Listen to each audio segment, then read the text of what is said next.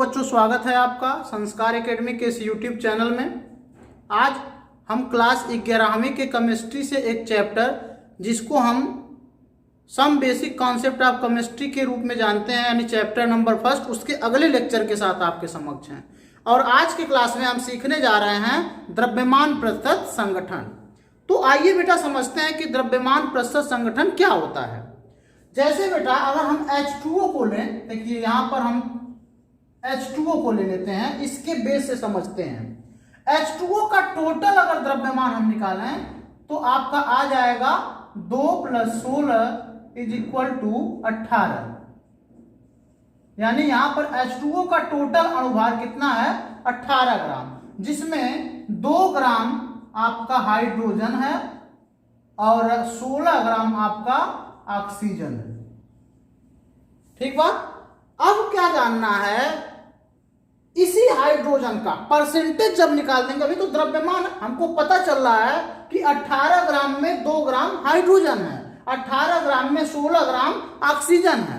लेकिन जब हम इसी द्रव्यमान को 100 ग्राम के आधार पर बताने लगेंगे, पर सैकड़ा बताने लगेंगे, तो उसी को कहा जाएगा द्रव्यमान प्रतिशत। ये तो 18 ग्राम में मात्रा 2 है, 18 ग्राम में मात्रा 16 ग्राम है।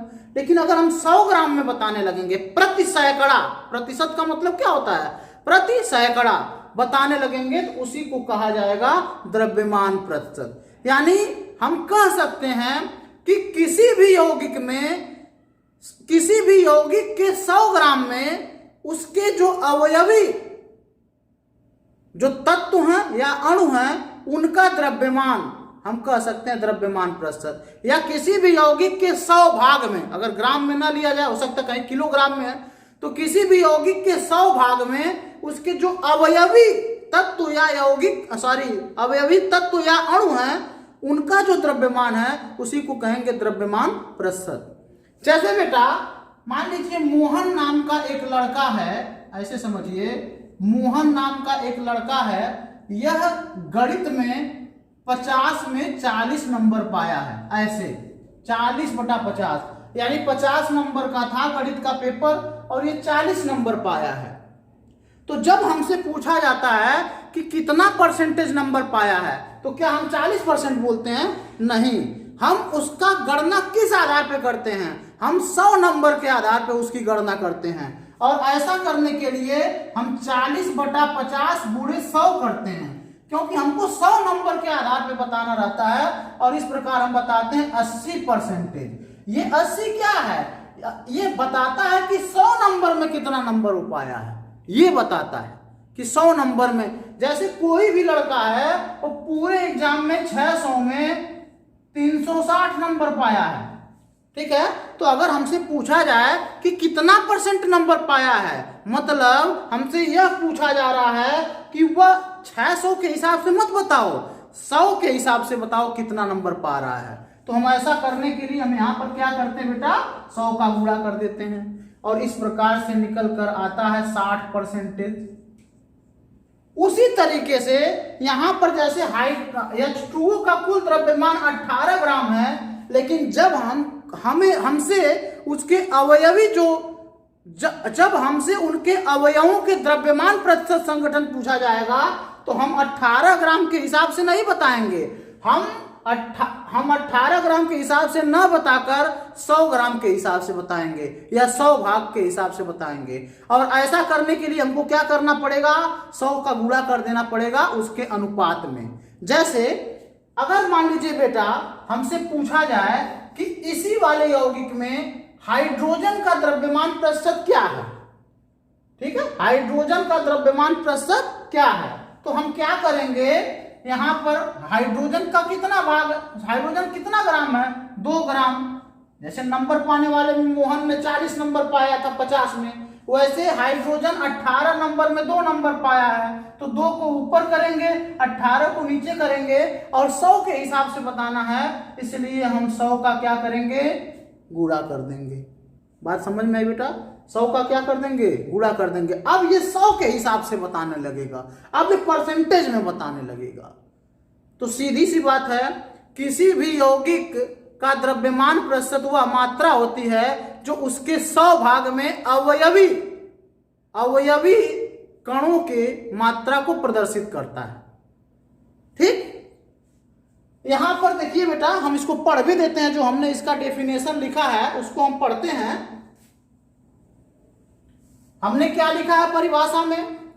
किसी यौगिक का प्रतिशत संगठन किसी अज्ञात यौगिक के सूत्र निर्धारण के लिए महत्वपूर्ण है। अगर प्रतिशत संगठन दे दे तो हम सूत्र बना सकते हैं।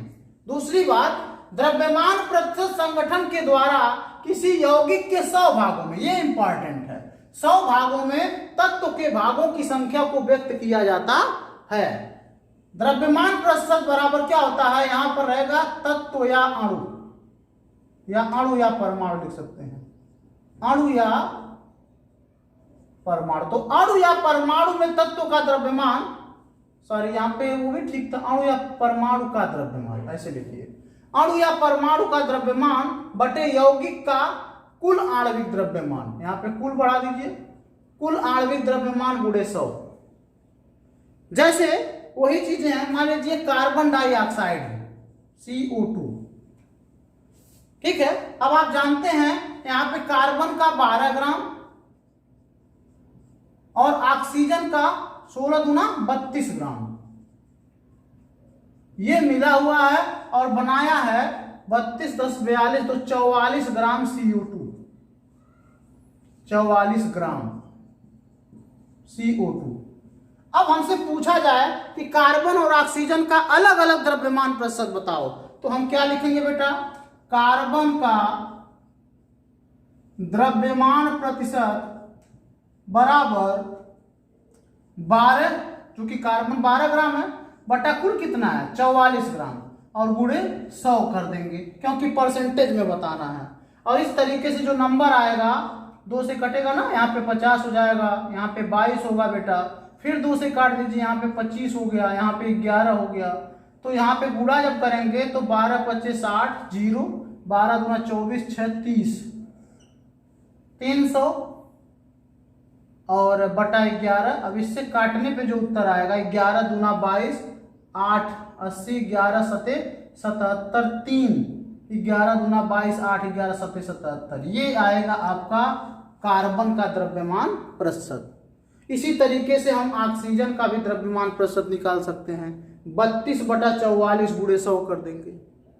तो द्रव्यमान प्रतिशत क्या होता है या प्रतिशत संगठन क्या होता है, संभवतः आपने समझ में आया होगा।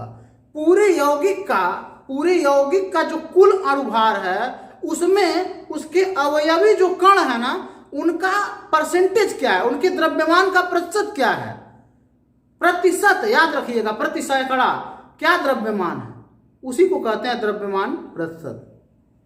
ठीक बात बेटा।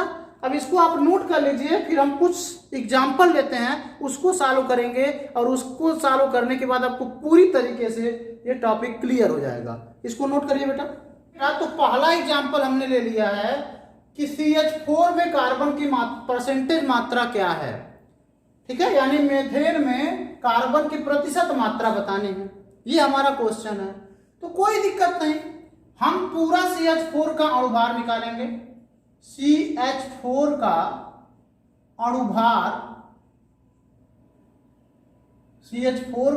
अणुभार बराबर कितना हो जाएगा बेटा? आप भी जानते हैं, ये कार्बन का 12 और प्लस हाइड्रोजन का कुल मिलाकर 4, यानी आपका हो गया 16 ग्राम। तो CH4 का अणुभार कितना आ गया? 16 ग्राम आ गया। अब क्या लिखेंगे हम? कार्बन का प्रतिशत मात्रा बराबर, या द्रव्यमान प्रतिशत भी लिख सकते हैं, बराबर आपका हो जाएगा 12, कार्बन का कितना होता है परमाणु भार 12 बटा 16 गुणे 100। और इसको हल करते हैं बेटा, 4 से 4 चौका 16 25 और 4 तिया 12, और इस प्रकार आपका आ जाएगा 75%। कितना मस्त है ना। यानी इस तरीके से हम ज्ञात करते हैं द्रव्यमान प्रतिशत। ये तो छोटा सा क्वेश्चन लिए, अब कुछ टफ क्वेश्चन भी लेते हैं, पहले आप इसको नोट करिए। देखिए बेटा, तो क्वेश्चन नंबर दूसरा है, कहता है H2O2 में हाइड्रोजन और ऑक्सीजन का प्रतिशत मात्रा बताइए। तो हम पहले क्या करेंगे बेटा, H2O2 का अणुभार कैलकुलेट करेंगे, H2O2 का अणुभार कैलकुलेट करेंगे। और अणुभार जब हम निकालेंगे तो हो जाएगा आपका 2 गुणे 1 प्लस 2 गुणे 16, और इस प्रकार पूरा अणुभार आ जाएगा 16 दूना 32 और 2 34 ग्राम। ठीक। अब अगर H2 का हम परसेंटेज कंपोजिशन निकालेंगे, यानी कि प्रतिशत मात्रा निकालेंगे, तो लिखेंगे H2 का प्रतिशत मात्रा बराबर कितना बेटा 2 ना, H2 का भाग कितना है 2 बटा कुल भाग कितना है 34 और गुणे 100। कैलकुलेशन कर लीजिए इसको, जो भी आएगा वो आपका उतना परसेंट आपका आएगा हाइड्रोजन का परसेंटेज मात्रा। उसी तरीके से O2 का प्रतिशत मात्रा। तो यहां पे देखिए बेटा, अगर हम इसको कैलकुलेट करें तो 2 से काटे 2 से 50 बार, यहाँ पे 17 बार ना, तो यहाँ पे हो जाएगा बेटा 50 दूना 100 बटा 17। ठीक है। अब यहाँ पे जब इसको कैलकुलेट करिए, कैलकुलेशन करने पर पूरा आ गया बेटा 5.88%। ठीक है, ये हमने डिवाइड कर दिया है, 5.88% आ गया। ओके। अब O2 का जब प्रतिशत मात्रा निकालना है तो 2 तरीके हैं। आप तो जानते हैं कि इसमें 2 ही तत्व हैं, 2 ही अवयव हैं, तो जब एक अवयव का परसेंटेज निकल गया तो दूसरे का तो ऑटोमेटिक 100 में से घटा दो, उतना जो बचा है उसका है। भाई मान लीजिए राम और श्याम ये दोनों मिलके 10 रोटियां खाते हैं कुल, तो राम ने अगर 2 रोटी खाया तो श्याम 8 रोटी खाया, उसमें कौन सी बड़ी बात है। तो पूरा परसेंटेज 100 होता है, एक का निकल गया तो दूसरे का हम 100 में से इसको घटा दें, वैसे भी निकल सकता है। और नहीं तो दूसरा तरीका तो है ही है, आप क्या करोगे 32 को ऊपर करोगे बटे 34 गुणे 100, और इस तरीके से आप कैलकुलेशन कर देना 94.21% आएगा। और इसमें 100 में से घटाओगे अगर ऐसे 100.00 में से 5.88 आप घटाओगे बेटा तो 10 में से 8 गया 2, 9 में से 8 गया 1। ठीक है बेटा, 10 में से 8 गया 2, 9 में से 8 गया 1, और यहाँ पे बचा आपका 9 में से 5 गया 4 और यहाँ 9, 94.12%। ये आपका आएगा परसेंटेज कंपोजिशन किसका, हाइड्रोजन का और ऑक्सीजन का अलग अलग। इस तरीके से द्रव्यमान प्रतिशत निकालते हैं। इसको नोट कर लीजिए बेटा। ठीक है बेटा, तो क्वेश्चन नंबर 3 है कैल्शियम नाइट्रेट यानी CaNO3 का ट्वाइस में प्रत्येक तत्व का प्रतिशत संगठन बताओ। तो सबसे पहले हम क्या करेंगे, कैल्शियम नाइट्रेट का अणुभार कैलकुलेट करेंगे। तो लिखेंगे CaNO3 ट्वाइस का अणुभार बराबर, पहले कुल तो पता चले कुल कितना है, तो अणुभार बराबर क्या हो जाएगा बेटा, कैल्शियम का 40 होता है प्लस नाइट्रोजन का होता है बेटा 14 ना, और 14 कितनी बार है, 2 बार है, क्योंकि सबका ट्वाइस लगा हुआ है, तो यहां पे लिख सकते हैं 14 गुणे 2। ठीक। और ऑक्सीजन कितना है, 6 बार है, 3 दूना 6 बार है, तो ऑक्सीजन का हम लिख देंगे 16 गुणे 6। तो कुल मिलाकर आ जाएगा बेटा 40 प्लस 28 प्लस 96। ठीक है, 8 से 14 को 4 हासिल 1, 9 2 11 4 15 और 1 16, 164 ग्राम कुल अणुभार आया कैल्शियम नाइट्रेट का। अब अलग अलग हम सबका क्या निकालेंगे, प्रतिशत संगठन या द्रव्यमान प्रतिशत संगठन। तो निकालते हैं बेटा, पहले निकालते हैं कैल्शियम की प्रतिशत मात्रा। कैल्शियम की प्रतिशत मात्रा, कैल्शियम कितना है बेटा, यहाँ पे दिखाई दे रहा है एक ही, इसका एक ही परमाणु है और 40 होता है परमाणु भार उसका, तो लिख सकते हैं 40 बटा 164 गुणे 100। ठीक है, 2 से यहाँ कैलकुलेट कर दीजिए 50, यहाँ 2 8 16, 2 1 कम 2, सॉरी 2 दूना 4 होगा ना बेटा, 2 8 16, 2 दूना 4, फिर कैलकुलेट करिए यहाँ पे 25, यहाँ पे 2 चौक के 8, 2 1 कम 2। ठीक है, इसको पूरा कैलकुलेट कर दीजिए बेटा, तो आपका आ जाएगा 24.3%। हमने कैलकुलेट कर लिया था पहले ही, तो 24.3% पूरा कैलकुलेशन करने पर ये आएगा। ठीक है, उसके बाद हम निकालते हैं नाइट्रोजन की प्रतिशत मात्रा। नाइट्रोजन की प्रतिशत मात्रा बराबर कितना हो जाएगा, नाइट्रोजन का कितना ग्राम है, तो 14 होता है, 2 अणु हैं, 2 परमाणु हैं, तो 14 गुना 28 यानी 28 बटा पूरा कितना है 164 गुणे 100, और इसको कैलकुलेट करेंगे तो 17.07% आएगा। ठीक है, इसको कैलकुलेट कर लीजिएगा तो इतना ही आएगा 17.07%। उसके बाद बचता है बेटा ऑक्सीजन, तो ऑक्सीजन की प्रतिशत मात्रा बराबर हो जाएगा आपका 16 छक्का 96, क्योंकि 6 परमाणु हैं ऑक्सीजन के, या कह सकते हैं O6 है ना, 3 दूना 6, तो 16 छक्का 96 पूरा है, और कुल कितना है बेटा 164, गुणे करेंगे 100 बराबर आएगा 58.53%, 58.53%। तो इस प्रकार से हम परसेंटेज कंपोजिशन कैलकुलेट कर सकते हैं, बेहद आसान है। अब इसमें ऐसा जरूरी नहीं कि इतने आसान से क्वेश्चन आते हैं। अब इसके बाद एक क्वेश्चन मैं ले रहा हूं, वो देखिएगा कैसे सूत्र निर्धारण की तरफ हम बढ़ेंगे, और कुछ और तरह के क्वेश्चन भी हम लेंगे, पहले इसको नोट कर लीजिए। तो क्वेश्चन नंबर आपका चौथा है कि किसी धातु की 33 ग्राम की ऑक्सीजन के साथ क्रिया करके 71.2 ग्राम धातु ऑक्साइड बनाता है, तो ऑक्साइड में ऑक्सीजन की प्रतिशत मात्रा कितनी होगी। तो बेटा मान लेते हैं वो धातु M है और वो ऑक्सीजन से अभिक्रिया करके बना लेता है एक ऑक्साइड, कोई भी ऑक्साइड एक बना लेता है। ठीक, इस ऑक्साइड का जो द्रव्यमान है, पूरा आणविक द्रव्यमान है, वो 71.2 ग्राम है, ऐसा सवाल में दिया हुआ है, और धातु का जो यहाँ पे परमाणु भार है वो दिया हुआ है 33 ग्राम। ठीक है, ऐसे कंडीशन में ऑक्सीजन का पहले हमको निकालना पड़ेगा कितना ग्राम उसका भार है। ठीक है, तो कैसे पता चलेगा बेटा, आप जानते हैं कि यह प्लस यह बराबर यह होता है वजन में पूरा। ठीक है, तो आप निकाल सकते हैं ऑक्सीजन का द्रव्यमान बराबर कितना हो जाएगा 71.2 माइनस 33, भाई इतने में से पूरा इतना है और इतने में से इसको घटा दो, ऑक्सीजन जो बचा हुआ ऑक्सीजन है, तो यहाँ पे घटाइए बेटा 71.2 माइनस 33.0 हो जाएगा, 2 11 में से 3 गया 8 और यहाँ 6 में से 3 गया 3, यानी कुल मिलाकर हो गया 38.2 ग्राम। ये मिल गया ऑक्सीजन का द्रव्यमान। अब क्या करेंगे, ऑक्सीजन की प्रतिशत मात्रा निकाल लीजिए,